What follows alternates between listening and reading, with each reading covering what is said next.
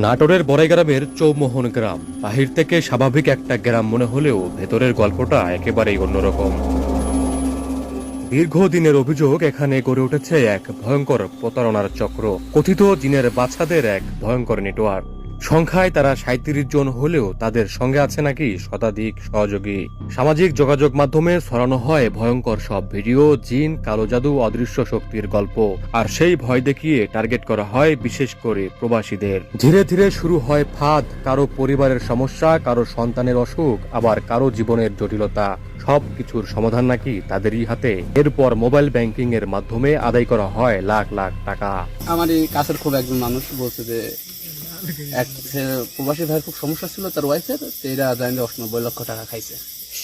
সব প্রতারণার টাকা ভাই, একটা টাকাও নিজের না। কারণ আমাদের গ্রামে অনেক আছে ৫০ বিঘা ৬০ বিঘা জমি মালিক, তারাও এইভাবে কোনো সময় বাড়ি আলিশান বাড়ি দিতে। প্রতারণা করে যে টাকা হাতিয়ে নেওয়া হয় তা দিয়েই বদলে যায় তাদের জীবনধারা। দৃষ্টিনন্দন বাড়ি, দোকানপাট আর আড়ম্বরপূর্ণ জীবন সবই যেন এক অদৃশ্য প্রতারণার ফল।